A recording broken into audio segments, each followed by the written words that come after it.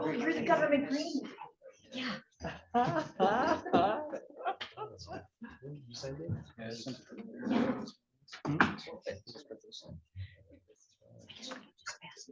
That'd be great.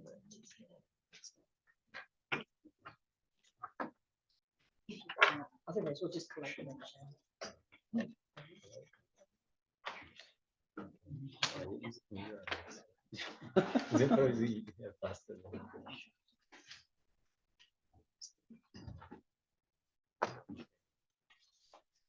Meanwhile, I can introduce our last speaker.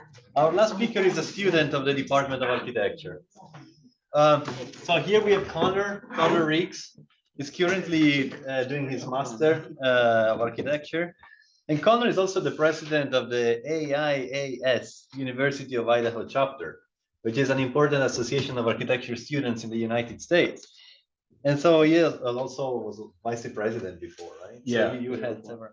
So under his leadership, the chapter has experienced really growth, and notably in terms of participation and interest at chapter events and meetings.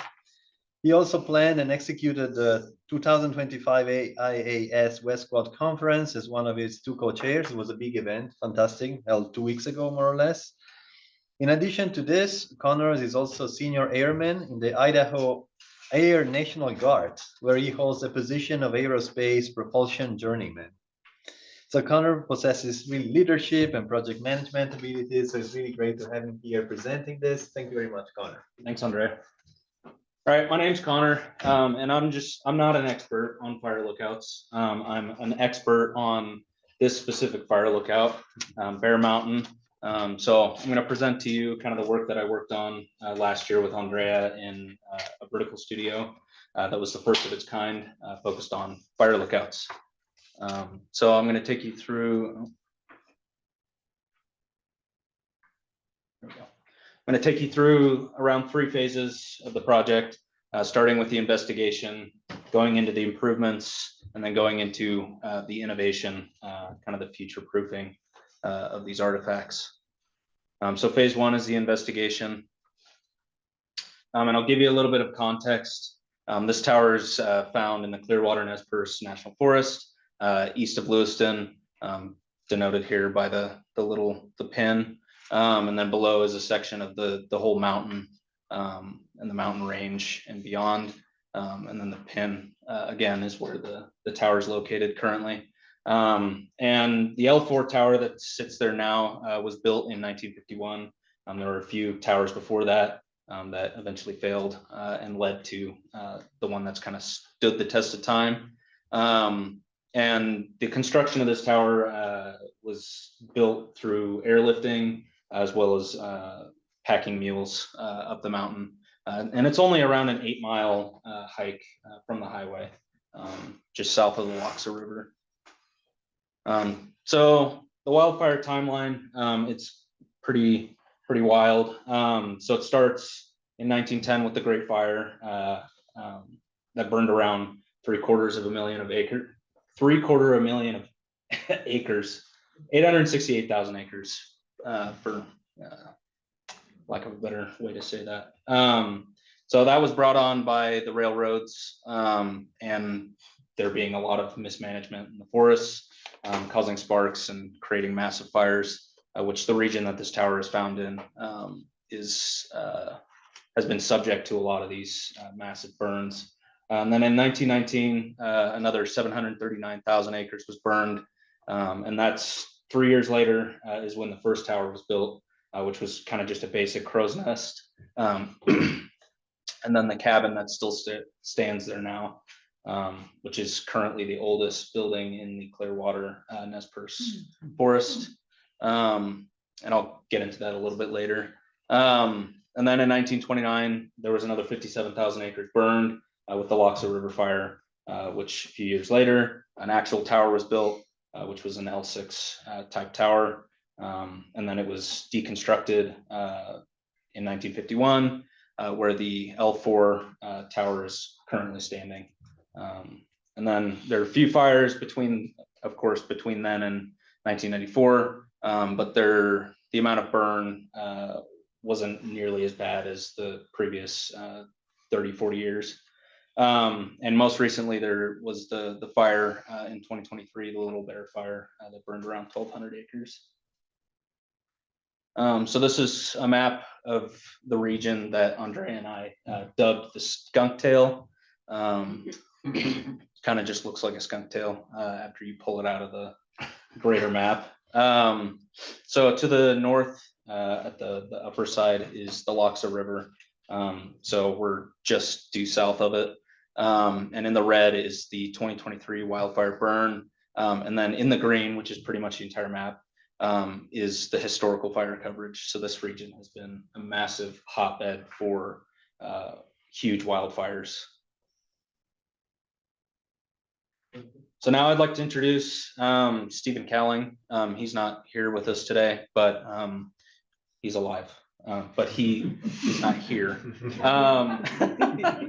But this is Steven Kalling. I had the opportunity to actually meet with him in the first phase of the project to just kind of answer all my questions about fire lookouts and what they do and kind of what the plan of the actual tower looks like as it is today. The way I found out Steven actually occupied my tower or the tower was just off a Facebook post from the US Forest Service, and there was someone that commented that said his name. That was the only way I was able to find who occupied my tower for the last 20 years. So then I reached out to the writing center at the University of Montana where he works, and eventually someone got back to me and I was able to schedule a meeting with him. So it was a really cool opportunity, and he shared a few pictures of the fire lookout itself, and he gave me a few of his issues that helped later in the second phase for improvement, such as in the 2000s, they raised the height of the railings on the exterior, which caused a ton of issues. You couldn't close the shutters, so they chopped them in half. And then the Osborne firefinder they had to raise because it couldn't see over the railings anymore. Yeah, just a lot of like, it's a safety concern, but then it caused like a million other issues down the road. Yeah, there's a picture of them messing with the shutters. This is just off the Facebook post that I found last year. And this was a picture that Steven showed with me or shared with me. Yeah, just super pretty vista in the rainbow. So Steven also shared with me that he had been burned out of this tower quite a few times, which I'm sure is typical, being airlifted. And then he's also been really close to being struck by lightning on this tower a dozen times. But it's just super interesting to talk with him, meet him face to face. And there's a picture of the roof and the lightning system. And then, so this was the only picture I had to go off of up until I met with Steven of the interior, which was important for the documentation and the actual like model making of the tower. So thankfully he was able to give me kind of a 360 explanation of where everything was in the tower, which then influenced the actual plan, which I'm realizing you can't really see too well right now. If I can zoom in, maybe. Oh, can't zoom out.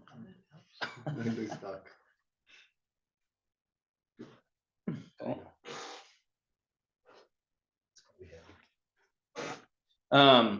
So this is, oh, it's just delayed. Okay.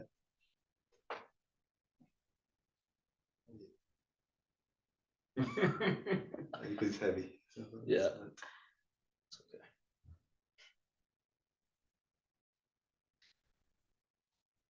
Oh, maybe it's not plugged in.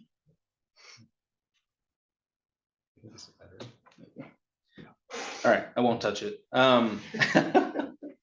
So the plan is as accurate as I could possibly get it without, of course, the curation that a fire lookout would do to the space to make it efficient for them. But generally, this is like the location of all the Forest Service government specified furniture, the stove, the refrigerator, the repeater, and then of course there's a section cut of it, and then an axonometric.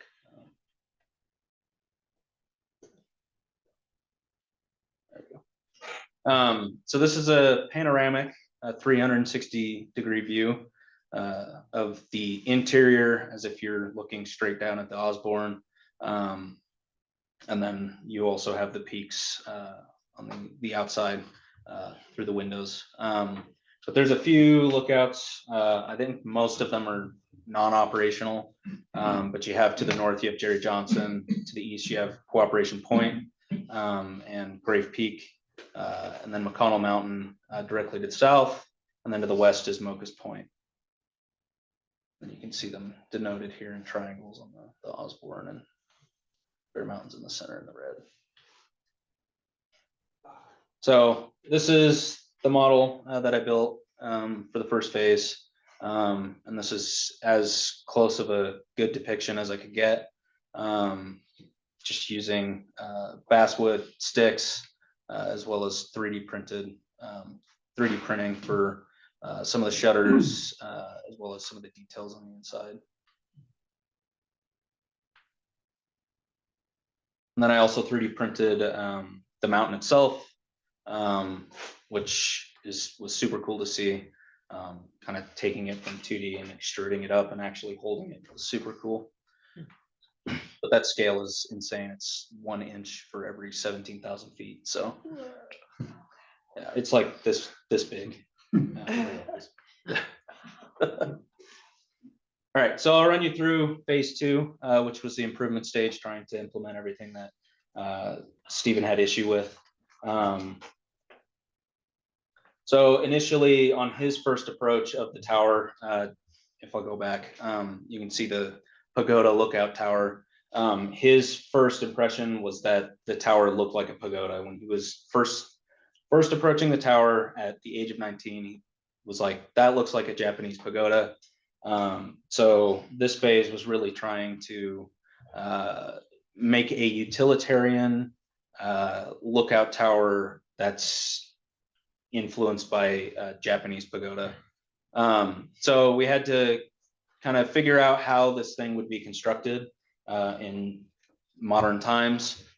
Likely it would be similar in that all the material and tooling would be airdropped onto site via helicopter, and less likely by cargo aircraft, but I'm not 100% sure. And then the stairwell and the solar panels on the railings would be installed from the ground up. And then a new, sorry. Yeah. So yeah, and then a new cabin would be installed for the lookout, just to kind of improve their daily life, give them some more storage space. The railings and the shutters would be returned to original specification as well. And there's inspired by Japanese block printing rendering of it. And this is the model, taking phase 1's model and adding the changes to it.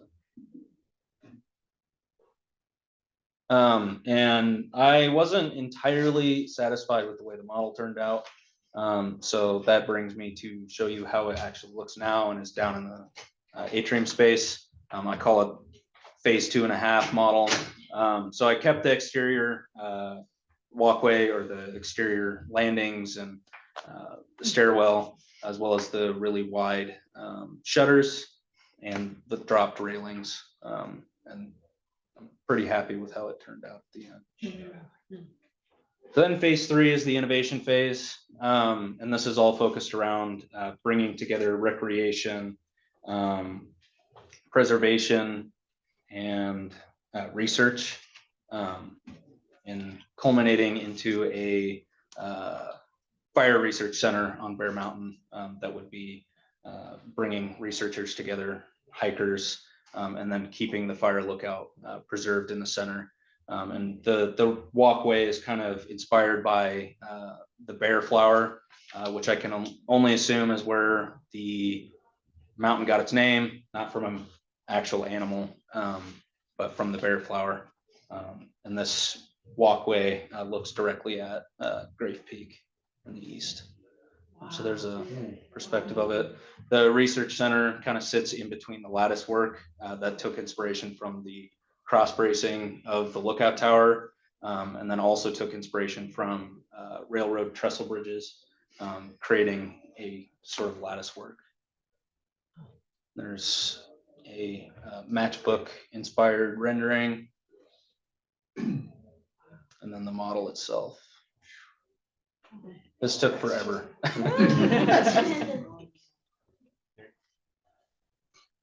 That's everything. Thank you, guys. Thank you very much.